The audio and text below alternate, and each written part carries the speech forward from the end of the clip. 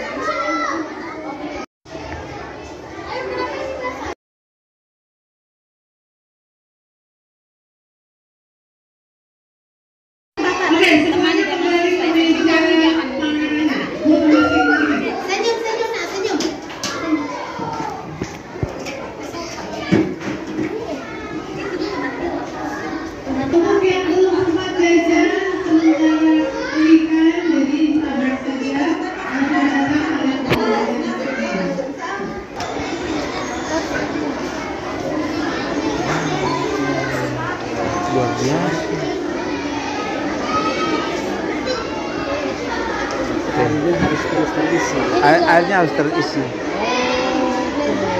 Tapi baik, inovasi. Ini mobil tenaga surya. Coba, kamu bisa dapat inovasi dari mana nih? Dapat inovasinya dari ini, melihat mobil ya. Mobil-mobil yang terus menggunakan energi alam. Jadi saya kepikiran untuk membuat mobil tenaga matahari. Menggunakan dari bahan-bahan biasa ini ya. Coba di itu. Siapa namanya? Fred. Fred siapa? Fred. Fred. Oh, Fred. Hebat, Fred. Oke, Fred. Tenaga matahari masuk dari mana? Di dalam itu terus ditampung Di solar cell. minus solar cell. Jadi dia dari tenaga sini langsung dia ini tekan menuju dinamo. Jadi mengalirkan energi listriknya dari solar cell dan ke dinamo. Jadi begitu energinya selesai, jalan sendiri. Oh, dengan sendirinya. Bisa dicoba aja. Berarti ada dinamo, harus pasang dinamo, harus dipasang. Ada dinamo. Tapi harus terisi. Bagaimana kita tahu bahwa dia terisi? Atau dia langsung penuhi Dia sendiri. Oh ya. Ini belum terisi. Dia harus di di cahaya matahari. Coba bisa hanya Membutuhkan waktu yang lama. ya, waktu yang lama terus lintasannya juga tidak ada. Oh, Jadi, lintasan. jalannya nanti tidak beraturan. Oh, ini teraturan. Tidak apa, coba. Coba. Mau di meja atau di bawah? Tapi kau harus apa dulu kan? Kau harus matahari cahayanya membutuhkan waktu yang lama pasti minimal begitu. Lumayan lama. Oh, tidak apa-apa. Kau coba pasang aja nanti kita kemudian baru kita ambil lagi. Fred, siap?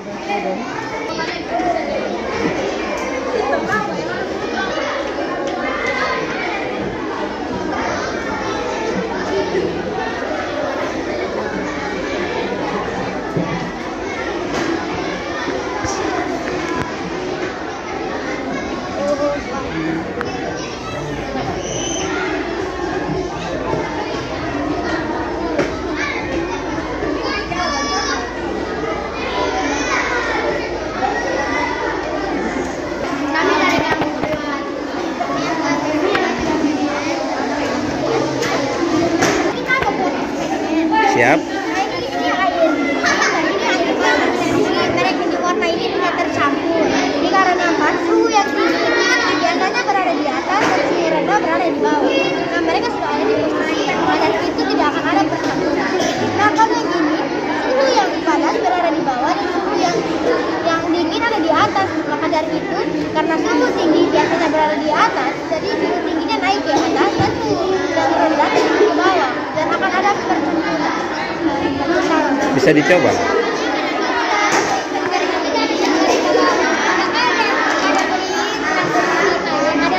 Kalau gelas yang ada di sini. Tapi yang tadi tidak terlalu. Kasih ke belakang.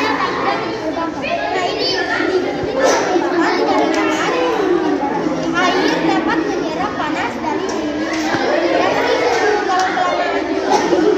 ada di airnya akan ini terbakar karena plastik tidak dapat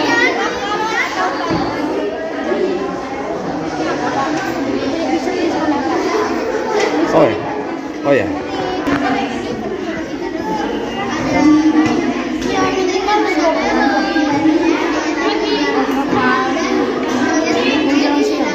Ya. Bikin apa nih?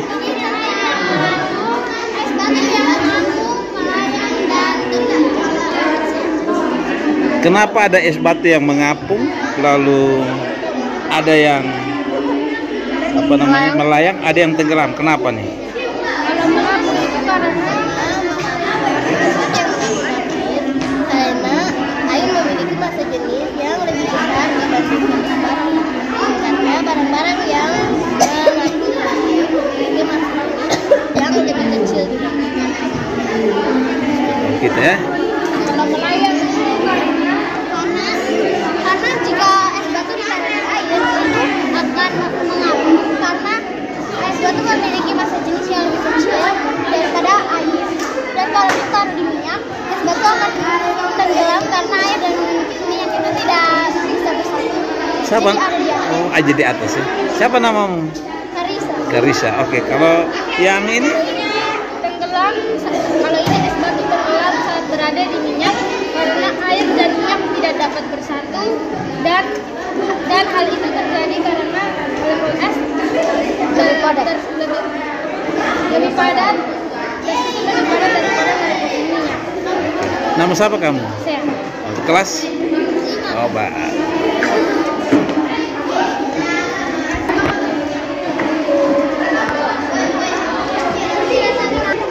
Selamat.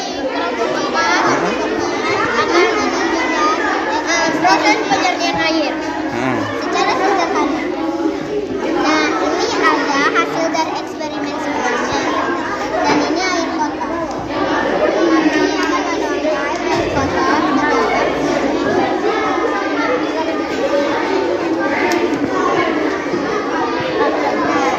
bisa dilihat kalau airnya sudah muncul dan airnya lebih bersih dari sebelumnya. Bisa dibandingkannya. Jika air yang sudah dan sudah kurang sih, masih belum terlalu jernih. Bisa diulang beberapa kali hingga jernih. Material yang menjadi penyaring itu apa sih? Ada kapas, kerikil kecil, kerikil besar, pasir, arang, kapas. Ulang lagi apa? Ada kapas, kerikil kecil, kerikil besar, pasir, arang, dan kapas. Jadi yang paling bawah, Ada kapas, kedua, kerikil kecil, lalu, kerikil besar, lalu. pasir, arang, kapas. Oke. Jika belum mengerti di sebelah ada kartu bisa Oh ya, bisa dilihat situ. Kelas berapa nih? 5. Nama siapa kamu? Kamu? Ivander, Audrey, Bradley. Itu nama siapa? Ya. Agi. Kami dari kelompok Bakung. Karena kebanyakan NTT mengonsumsi air mineral. Sehingga daripada itu, kami ingin mengukur air mineral. Apakah air mineral masih ada zat amonia atau tidak? Nah, kami sudah bereksperimen. Di sini terlihat air lebih jernih dibandingkan olmas. Di sini kami memilih 4 jenis air dan kemudian kami merebus dengan waktu yang sama. Di sini ada aqua masak, ada aqua yang belum dimasak, dan ini aqua yang sudah dimasak. Kelihatannya sama karena aqua tidak memiliki zat kabur. Tetapi air panas ini yang belum dimasak kelihatan jernih, tetapi jika dimasak akan terlihat kaburnya yang banyak. Di sana ada aqua. Gosip sama Cleo. Oke. Kalau dibandingkan nih antara aqua mineral dan yang kita buat, mana tuh paling bersih? Wah. Yang kita buat sendiri, dengan saringan sendiri itu tadi ya. Penyaringnya? Tidak pakai penyaring. Oh, tapi ini sudah hasilnya. Jadi terbukti kalau air aqua layak kita konsumsi. Layak kita konsumsi. Jadi material. Kelompok pengukur Zat kapur. zat kapur. Pada umumnya air di NTT zat kapur tinggi ya. Nama siapa? Nama siapa? Juan. Ya. Jordan. Sukses untuk kamu semua ya. Oke, selamat siang. Ini proses, Penjernihan air di PDAM. wow, hebat nih. Siapa yang mau jadi ini nih? Oke. Proses pertama itu pipa yang berwarna coklat ini akan memompa air di kaki genteng. Lalu disalurkan ke bak inlet. Di bak inlet ini mereka akan menaruh bahan kimia. Setelah dari bak inlet akan disalurkan ke bak flokulasi. Di bak flokulasi terjadi penyaringan partikel-partikel kecil maupun partikel-partikel besar, sehingga partikel-partikel tersebut tidak dapat melewati bak flokulasi. Dari bak flokulasi mereka akan menaruhkan ke bak sedimentasi. Dari sedimentasi, Dari sedimentasi ke bak filterisasi. filter habis, Disalurkan ke bak reservoir atau bak penampungan terakhir. bak penampungan terakhir itu sudah bisa didistribusi ke masyarakat. Sudah bisa dipakai, tapi tetap harus masak airnya. Oke. Sebelum ke bak reservoir itu mereka uji coba dia punya air. Biasanya di lab itu sebelum sudah di bak reservoir, sampel airnya diuji di lab. Ya. Dilihat kalau masih kotor mereka ulang. Oh, kalau masih kotor berarti air ini jangan dulu didistribusi ke sana. Masih dikancing tutupnya, kerannya. Ulang lagi di sini lagi. Hasil yang terakhir nanti ya kalau sudah tidak ada dari hasil lab boleh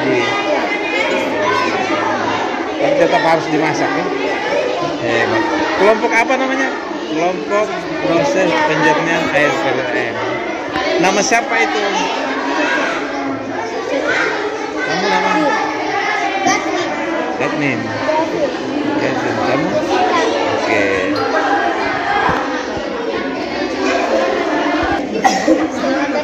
Tuan kami dari kelompok 3 akan menyampaikan tentang hasil eksperimen kami. Eksperimen apa tuh Ade? Eksperimen perubahan benda dari pada cair. Perubahan wujud benda dari Mencair. siapa yang mau? Memiliki banyak varian, tapi kami memilih mencair. Hah? Lalu? Bisa dilihat ini adalah tempat yang ditaruh garam dan ini yang tidak ditaruh garam. Yang ditaruh garam mencair lebih banyak dibanding yang belum ditaruh garam. Alasannya? Alasannya karena Sebabnya? garam memiliki partikel-partikel ion negatif dan ion positif. Yang bisa melarutkan. Iya. Jadi di dalam garam juga ada natrium klorida. Natrium klorida ini mereka mengganggu atau menghalangi proses molekul air di dalam es batu ini. Jadi es batunya itu lebih cepat mencair dan es batunya berkurang. Natrium klorida juga dikenal sebagai garam dapur atau tidak ataukah halid. Biasanya di luar negeri orang-orang mesin salju mereka menggunakan garam untuk mencairkan salju supaya mereka dapat. Lalu saat di dalam kulkas yang ada berbunga-bunga es, kita bisa menaruhkan garam agar bunga-bunga itu mencair. Dan hasil cair itu tidak akan bisa berubah lagi.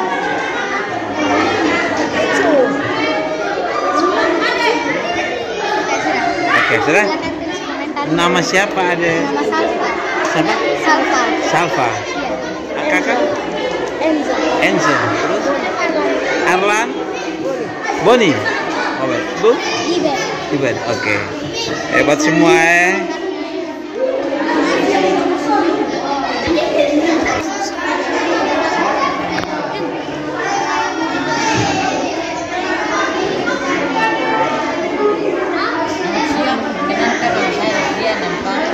Kita membuat modifikasi mobil bekas. Itu bekas yang kami borong Devrian. Oke. Mobil bekas dari? yang belum jadi menjadi sudah jadi. Oh, yang belum jadi menjadi sudah jadi. Oke. Yang pertama itu kita siapkan dinamo 3, atau yang di depan dan di belakang. Ini yang di belakang, ini yang di depan. Terus kita siapkan fol aluminium, lalu kita memasang fol aluminium itu di Dalam mobil.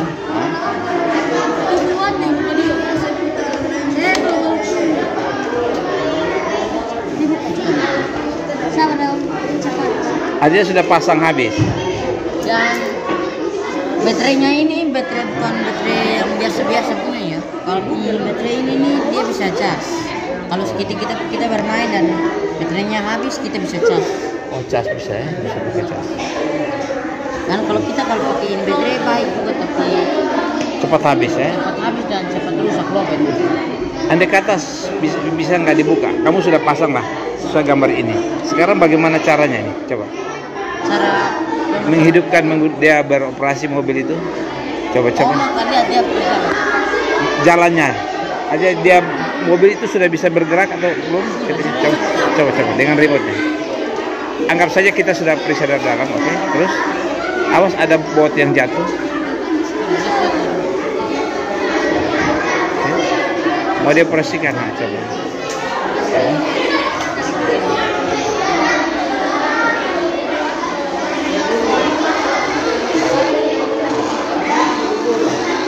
Dengan menggunakan remote ini.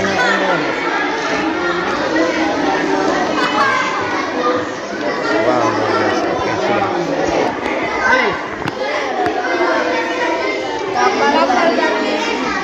Gabus yang digerakkan oleh dinamo.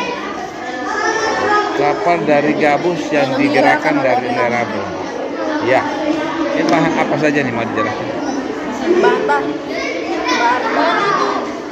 gabus bekas ini baterai, kabel, dinamo, bulpen dengan tutupan motor.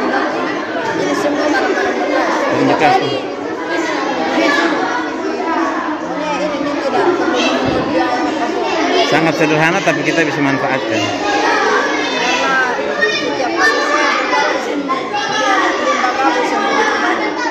Limbah kampus yang begitu banyak. Jadi kita bisa ini kampus kita mau Sama, dua bisa jadi engineering. Nama siapa?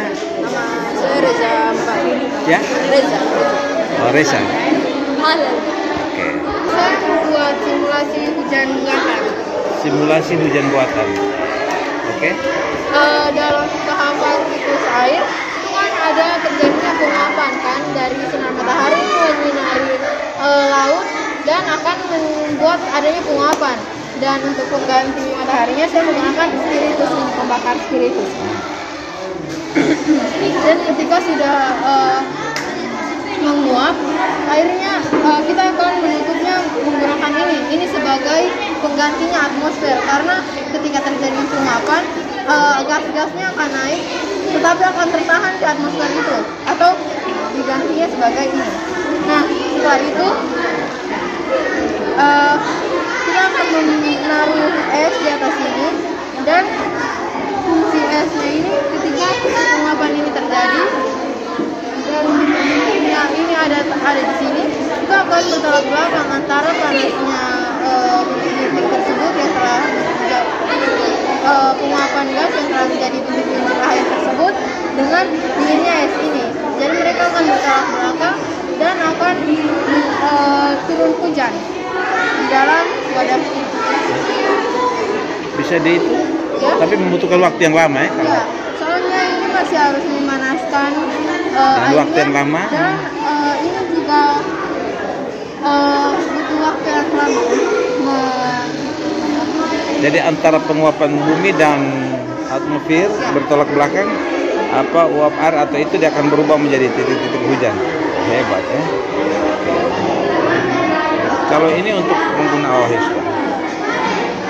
apa guna yang ini? Ini bubuk hidroskopik, di mana hidroskopik itu menyerap air dan mereka itu bersifat tarik menarik. Jadi kalau misalnya ini dicampur dengan air panas lalu ditutup sama seperti ini menggunakan es dan juga piring ini, akan lebih cepat terjadinya hujan. Jadi biasa kalau panas itu rekayasa menurunkan hujan dengan pola yang seperti ini. Ini karena pikiran siapa ini? Ini Bernard Palissy. Jadi dia pada tahun 1580 dia menyampaikan konsep tentang siklus air, di mana seperti yang kita ketahui di ilmu pengetahuan, dia menyampaikan bahwa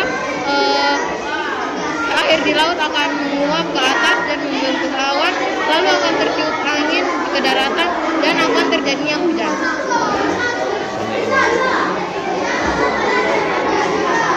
Siklus kan?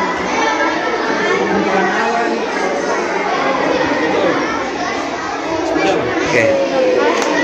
Nama siapa? Ini ya? Ini. Oke. Kelas berapa nih? Kelas 7.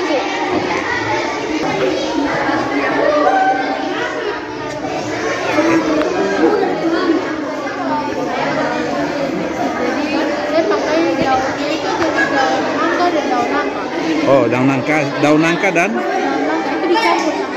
dicampur sama-sama terus Saya pisahkan tangkanya.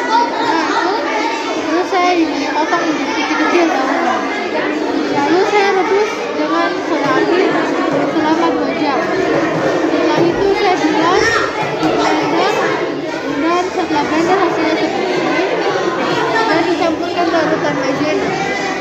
Setelah campurkan larutan maizena, kita tempel di tungku bekas, lalu dijemur. Diangin-anginkan juga bisa. Butuh 1 hari lebih. hasilnya seperti ini. Iya. Kertas dari limbah. Nama siapa? Kelas berapa? 10 berarti.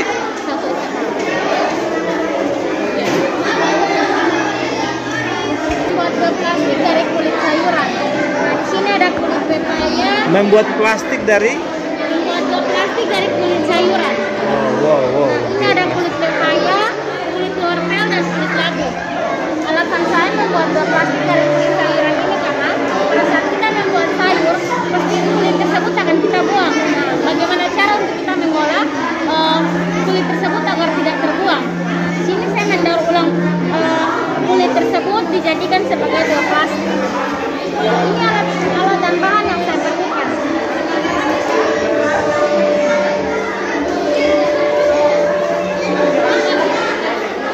Langkah-langkah membuat bioplastik ini, yang pertama kita ambilkan kulit dari buah tersebut, lalu dimasak.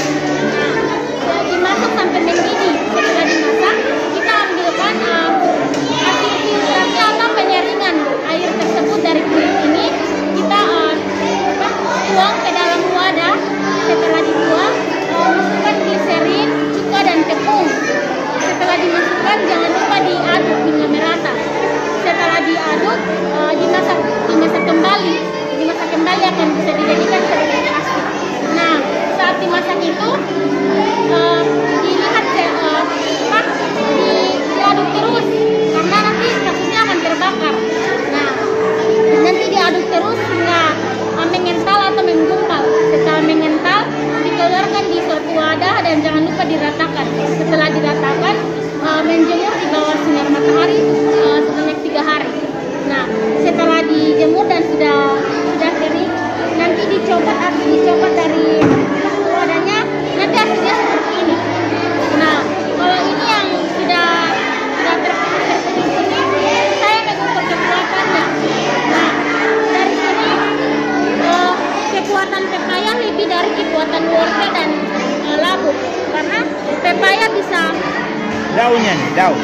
ya, dari kulit. Kulitnya. Ini Kulit pepaya, batangnya, kulit buahnya. iya kulit buahnya. Pepaya bisa memikul beban seperti kotak ballpoint. Dia memikul beban seperti kotak ballpoint dan dia tidak terjadi apa-apa. Dia tidak tidak terlepas ini, tapi dia tidak terjadi apa-apa. Nah, dari sini saya tahu bahwa kekuatan dari pepaya melebihi wortel dan labu. Kalau wortel dan labu ini teksturnya cukup baik karena mungkin sangat tipis dan mungkin kekurangan tepung atau mungkin dari kulitnya itu yang tidak cocok untuk dibuat sebagai ini. Termasuk bahan yang ramah lingkungan untuk dibuat kantong kresek. Hebat. Namanya adalah Nisma de. Perkenalkan, nama saya Nisma Darun Umbanu.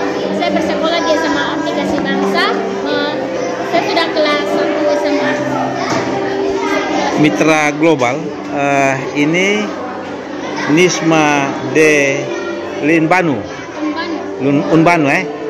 Unbanu, salah satu siswa dari Sekolah Abdikasi Bangsa kelas 10 yang mencoba membuat bioplastik ini dari bahan-bahan seperti pepaya, kulit buah pepaya, wortel, dan juga labu kuning nih. Di tengah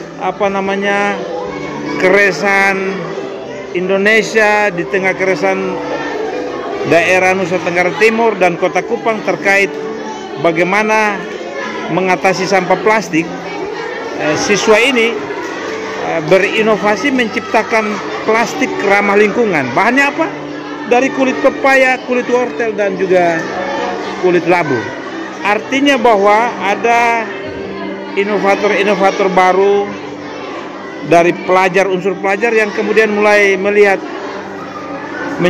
berinovasi untuk menciptakan suatu produk baru untuk mengatasi termasuk kesulitan dan persoalan sampah di daerah ini. Semoga Nisma de Unbanu menjadi peneliti dan kemudian hasil penelitiannya ini bisa digunakan, bisa ikut kompetisi dan kemudian dapat digunakan oleh pemerintah menjadi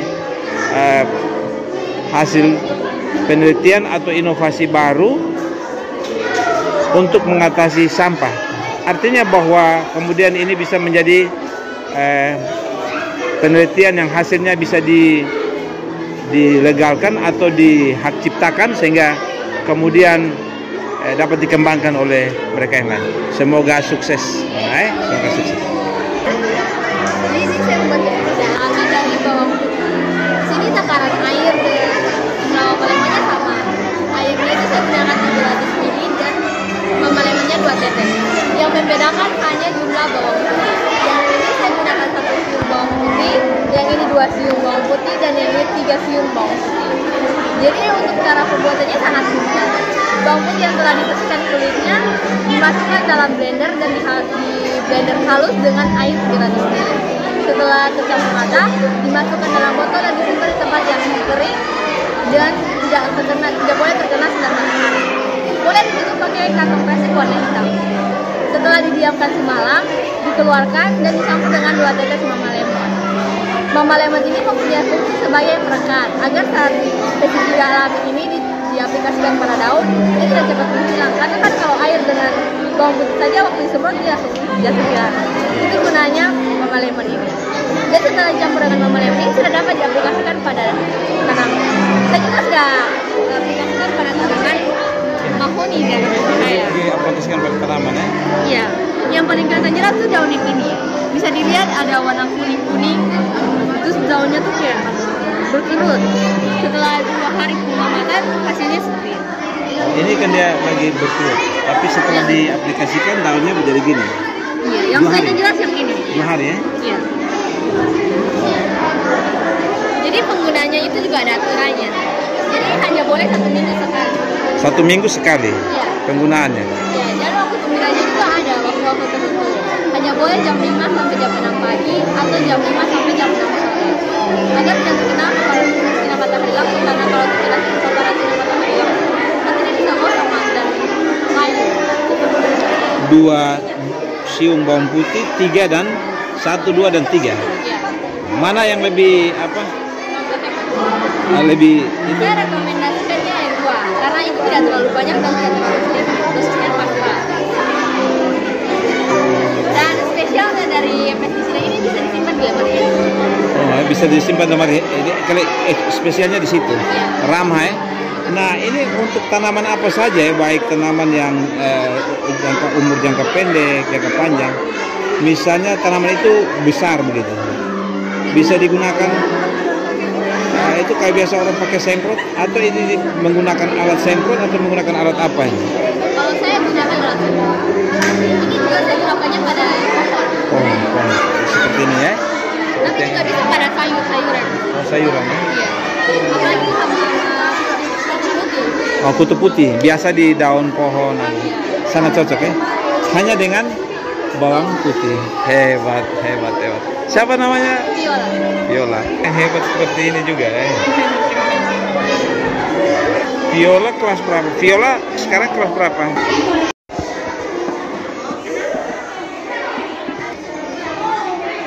Saya akan menjelaskan tentang itu. Seperti yang kita ketahui, di kulkas saya itu memakan waktu sekitar 2 hari agar air 500 ml berubah menjadi es batu. Tapi untuk es instan ini, air bisa beku hanya dalam waktu 5 jam. Caranya itu mudah. Kita hanya membutuhkan botol dengan air, itu aja. Pertama, masukkan air 500 ml ke dalam kulkas freezer dan tunggu sekitar 5 jam. Ketika dikeluarkan, ada 2 cara yang bisa dilakukan. Yang pertama, banting botolnya. Nanti saat dibanting, airnya perlahan menjadi es batu. Cara yang kedua, disiram di atas es. Nanti lama kelamaan gunung es. Ini contohnya.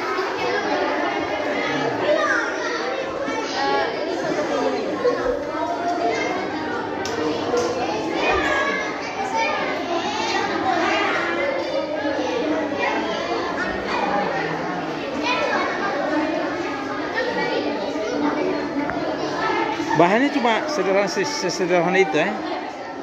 Ini terjadi karena air itu sudah mencapai titik bekunya. Saat dalam freezer, air sudah mencapai titik bekunya, namun belum berwujud padat. Jadi saat diberikan gaya seperti dibanting ataupun dituangkan ke dalam es batu, akan berfungsi sebagai indikator agar air berubah menjadi es.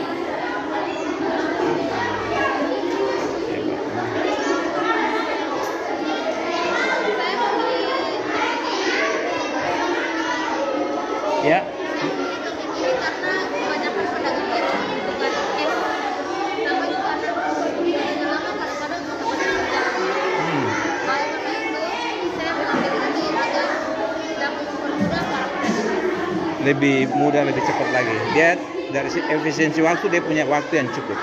Tapi kekurangan es instan ini, esnya rampung seperti es serut. Sehingga dibanding es manual lebih kokoh dan bertahan lama. Tapi kalau untuk minuman yang sederhana, cocok menggunakan ini. Atau ada bahan-bahan yang digunakan untuk es buah, paling cocok pakai ini. Siapa namanya? Kelas 1 dari kelas 10 sekolah Abdi Kasih Bangsa.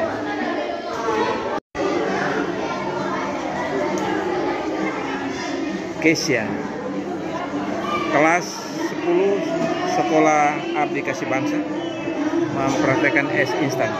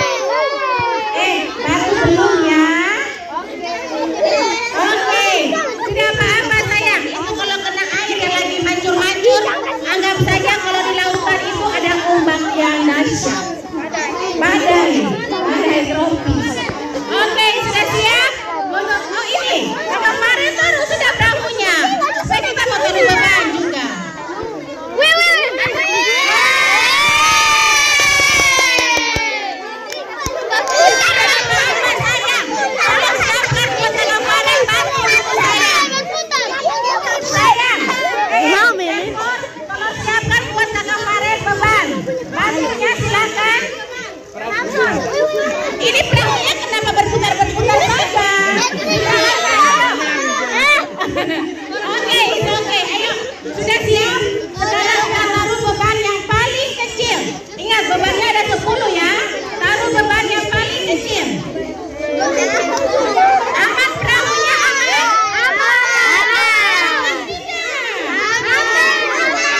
Oke, next. Perahu satu saja. Beban yang kecil lagi, tambah lagi. Yang kecil ya, yang kecil. Sangkut, beban kecil juga biasanya ambil beban yang paling kecil. Sudah, sekarang kita taruh beban yang paling besar. Paling besar.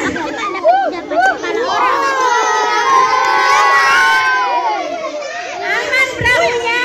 Aman. Kira-kira reporter bisa naik di atas tuh supaya bisa memantau. Next, taruh perahu yang perahu lagi. Taruh batu yang besar lagi satu. Aman?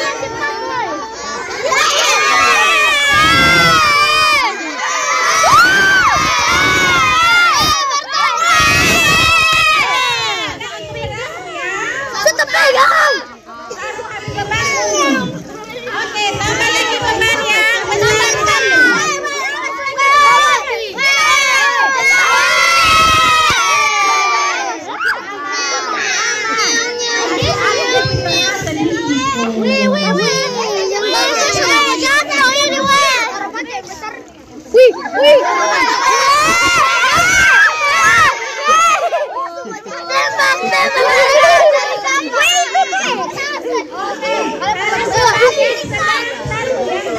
Sedang satu.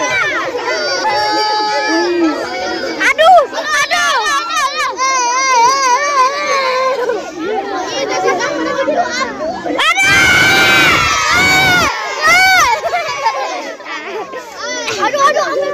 Kapal kematian.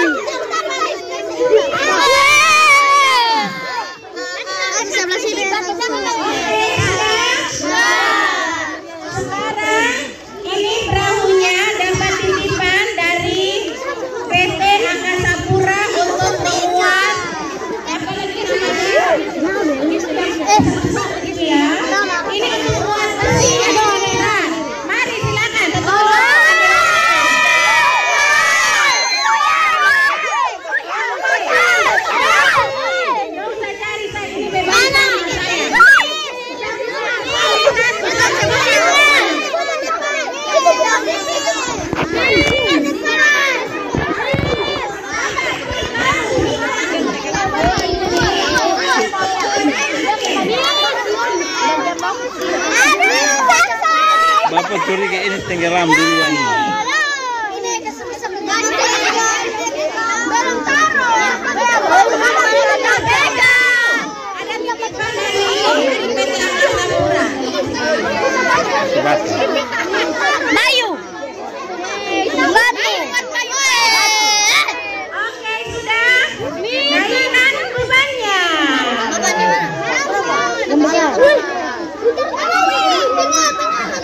Aman kok?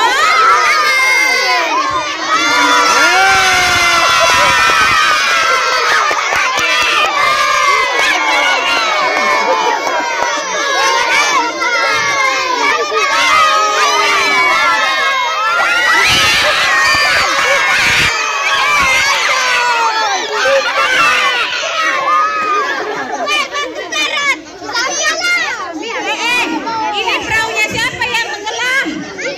Ada? Menangis dong untuk kelompoknya Luya. Mana menangisnya?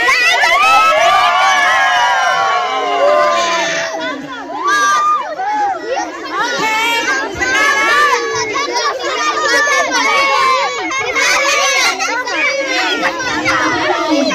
ayo beban yang sedang.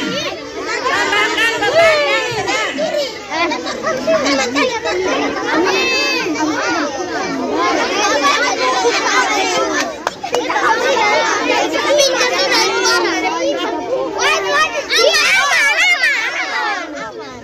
Ayo kita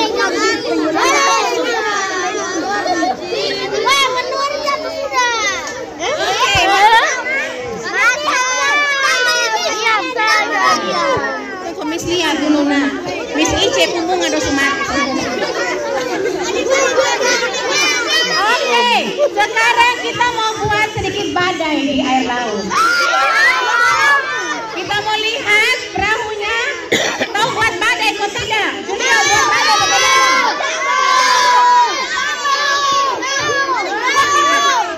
Oke, gerakan airnya. Oke, gerakan airnya. Ayo gerakan airnya.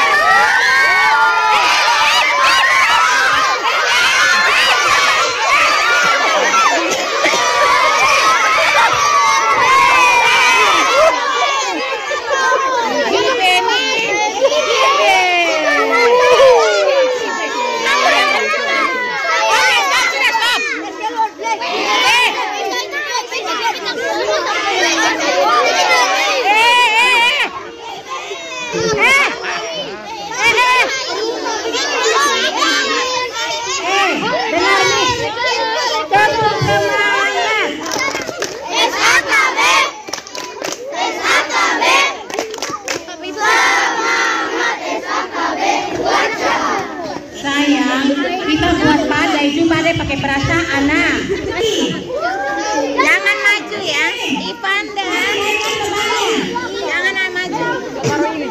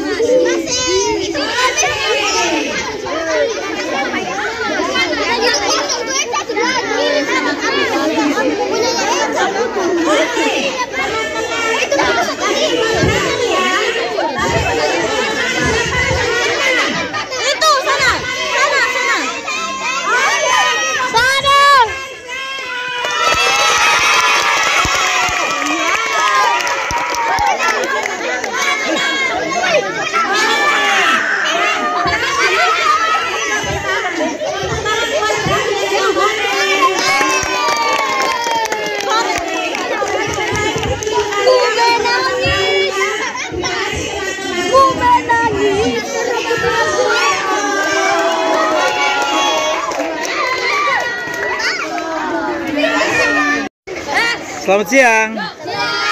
Ini tadi kompetisi apa nih? Perahu Ada berapa kelompok tadi? Ada 6. Siapa yang juara nih? kita. Ini kelompok namanya apa? Kelompok 3. Kelas berapa nih? 4. Nah, kita kan praktek bagaimana menaruh beban di atas kapal perahu toh. Nah, apa perasaanmu dengan lomba ini? Enak. Bagus kan? Oke. Nah, menambah ilmu. Nah, makna apa yang kita dapat di sini dalam lomba kali ini, Nona? Ya. Menjaga keseimbangan, terus Dan mencari tahu ini Dan- seberapa berat kapal yang seberapa besar kemampuan kapal yang sekaligus kita bisa bikin. yang kita bisa bikin Nah, dari pembuatan kapal tadi, perahu tadi, adakah yang kamu lihat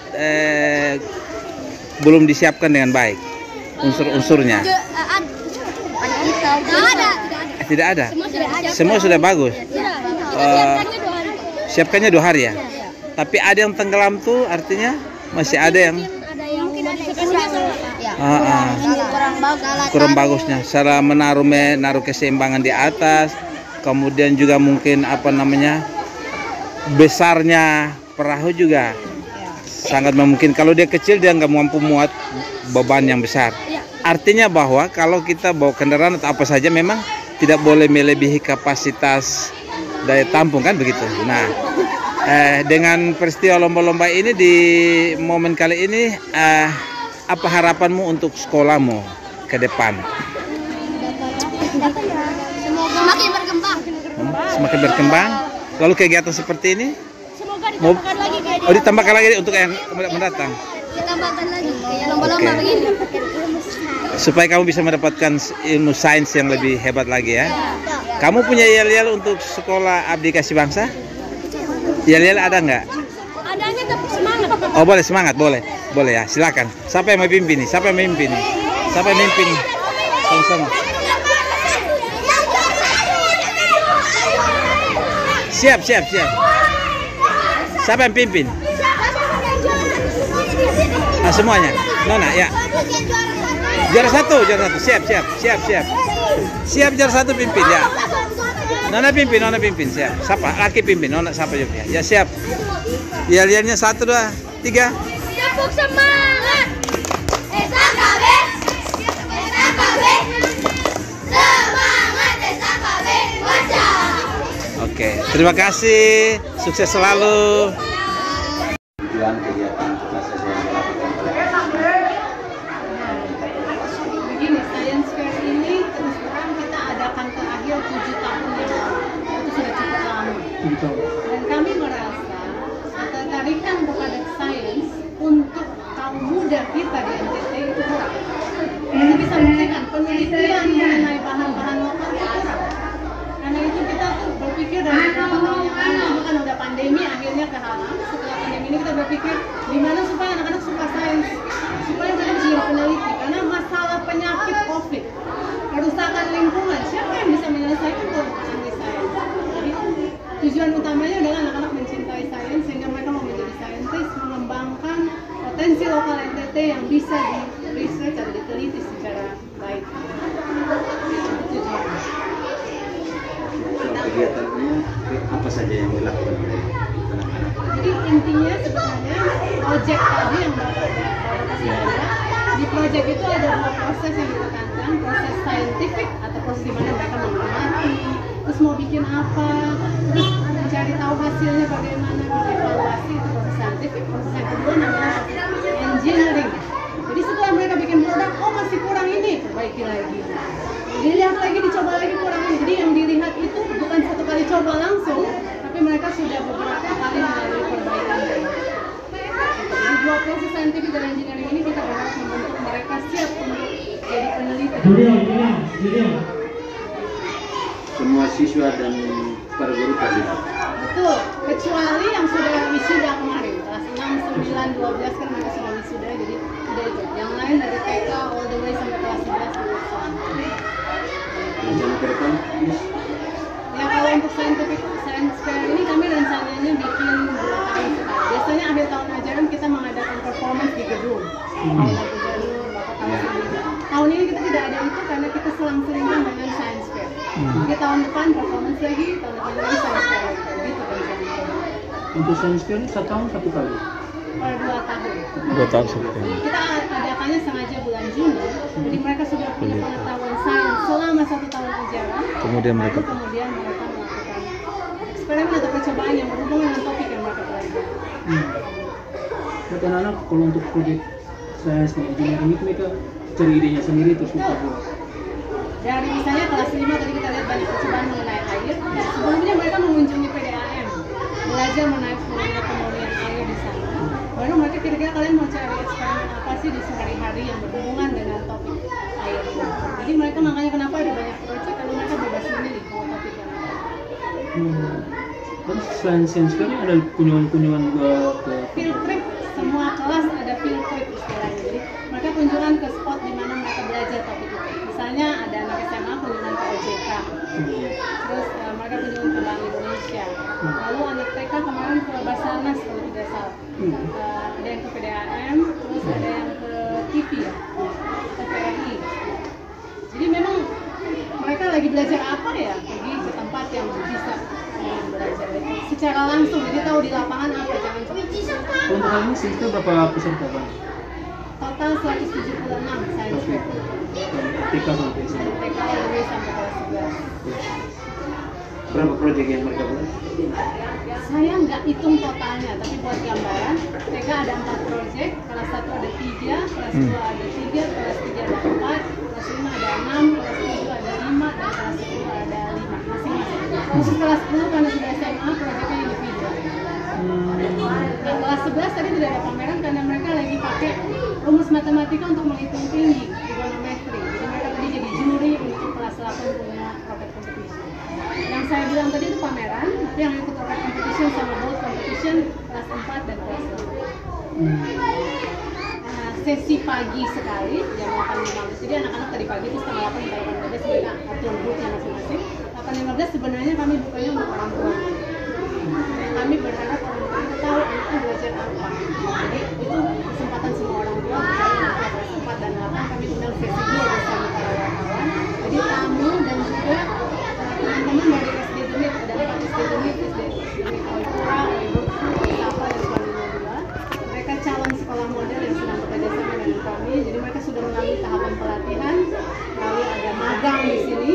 Nah, ini untuk memberikan ide untuk mereka mengadakan juga science fair di sekolah masing-masing. Jadi kami undang untuk melihat seperti apa. Makanya tadi mereka juga keliling di semua tempat. Walaupun yang datang hanya 1 guru dari guru kelas kecil, 1 guru dari kelas besar, tapi kami berharap bisa mereka sharing itu dengan teman-teman yang lain dari satu event. Nah, ada SD Dumit Oisapa yang kemarin sudah sempat bikin seperti kami biasa pentas seni, Bapak Aceh Olmes. SD Oisapa sudah bikin, SD Dumit Oisapa. SD Dumit Oirufu akan bikin tanggal 20, jadi mereka ada undang panel juga. Siswa sudah harus menentukan sendiri apa yang dia mau pilih. Seperti tadi itu latihan-latihan. Kami di sini banyak mungkin seperti kelompok-kelompok kerja ya, itu melatih mereka bagaimana berkolaborasi. Dia nanti kalau di dunia kerja kan dia bisa kerja sendiri, ya bagaimana dia bersaing dan berkolaborasi. Seperti itu lah ya kan nilai-nilai itu yang kami tanamkan. Latar belakangnya saya dan ibu ini dulu mengajar di Jawa Jaya School. Saya 12 tahun di SMP dan SMA, 12 tahun di SD. Jawa Jaya School ada di Jakarta, di International School. Jadi kami mengadopsi nilai-nilai yang menurut kami perlu untuk anak-anak. Misalnya tadi, anak jadi creative thinking, punya pemikiran kritis, hal-hal yang mungkin kalau kita bicara karakter dengan sekolah-sekolah. Jadi sebelum ada kegiatan dengan SD Dumit pelatihan, kami adakan konsultasi awal. Konsultasi awal itu untuk melihat kebutuhan analisis. Ternyata kalau kita bicara karakter, mereka hanya berpikir mengenai disiplin, sopan santun, dan kerohanian. Jadi saya bilang itu missing. Kenapa? Karena kementerian menetapkan 2 tambahan sikap yang penting dari punya anak-anak kita. Critical thinking dan creative. Satu lagi, kebinekaan global. Jadi bukan kebinekaan Indonesia, kebinekaan global. Mengajar anak-anak untuk tidak bersikap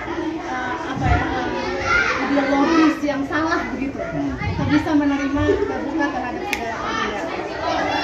Itu hal-hal yang waktu belajar Pancasila. Memang unik karena kalau tiap kali kami bukan hanya pelatihan di sekolah dulu. Jadi sebelum pandemi 3 tahun lalu kami dipakai oleh dinas provinsi. Kami ke SMA selama saya terpilih di UIT waktu itu Pak Gubernur maunya jadi SMA yang ada dalam 1000 sekolah yang nilainya paling tinggi ujian nasional. Jadi kami ke Flores, ke Sumba 3 tahun lalu. Sumba 2 sekolah di ada Pemalakan dan di sini sendiri ada SMH dan SMA. Ini sekolah kami bina satu, ya SMA 1. Itu Pak Gubernur maunya begitu. Tiba-tiba pandemi UN dihapuskan. Karena itu juga kegiatan kami macam-macam. Sains fair ada, tapi juga ada sini. Sementara besok ada sport competition di SMP, SMA. Di sini juga lagi running ya. Jadi semua anak punya kemampuan untuk bersinar dan cara mereka bersinar dalam bidang mereka. Nah, waktu kami kasih award akhir tahun juga ada atas penghargaan sertifikat, tapi secara akademik dan non akademik. Jadi bukan hanya kita baik di pelajaran,